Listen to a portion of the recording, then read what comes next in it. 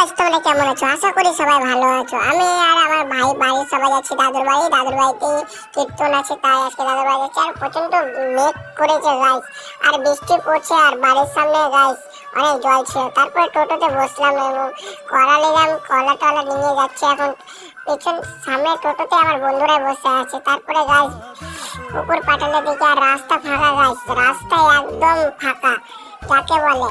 আগে কত ভিড় লেগে থাকতো, যেতাম তো অনেক ভিড়। তারপরে দাদুর বাড়ির ওখানটা ব্রিজ ছিল, এটা ব্রিজের নামটা যারা যারা ছিল এই ব্রিজটা তারা কমেন্ট করো। আর দেখো গাইস কত মস্তি করছে ওরা, আমি যদি থাকতাম গাইস গ্রামে আমি মস্তি করতাম। তারপরে গাইস আমরা তারপরে কালী মন্দির, এটা যোধপুরতে। আর দেখো গাইস এত পরিমাণে আম রয়েছে কি চারিদিকে, যার রাস্তাঘাটে অনেক জল লেগেছে। আমার দাদু বাড়ি ওখানকার মন্দিরে চলে আসলাম, তারপরে টোটো গাড়ি ঘোরাতে। তারপরে আমি আমার দাদু বাড়ি আসলাম, তারপরে গেলাম আমি উপরের ঘরে, দেখছি কি আমার বোনু দাঁড়িয়ে আছে। তারপরে বোনের সাথে কথা বলে দাদু ঘুমিয়েছিল, কথাটা বলে চলে আসলাম এসে ছাদের উপরে। তারপর অনেক দেখো গাইস ছাদের উপরে ফুল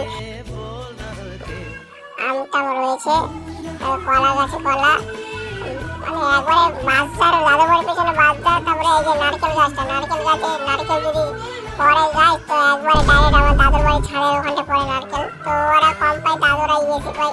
তারপরে আমরা চলে আসলাম আম ভাঙতে, কেন আমের চাটনি হবে।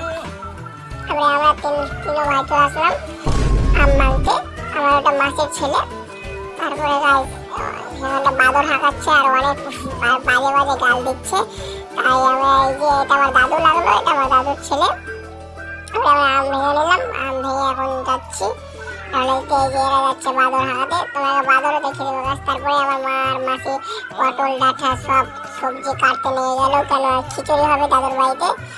70 দিন পুজো দেবে দাদু। তারপরে ঠাকুর মশাই চলে আসলে আমার ভাই আর মাসির ছেলে এরা করে তারপরে পুজো করতে বসে, কিছু হরি নাম হচ্ছে।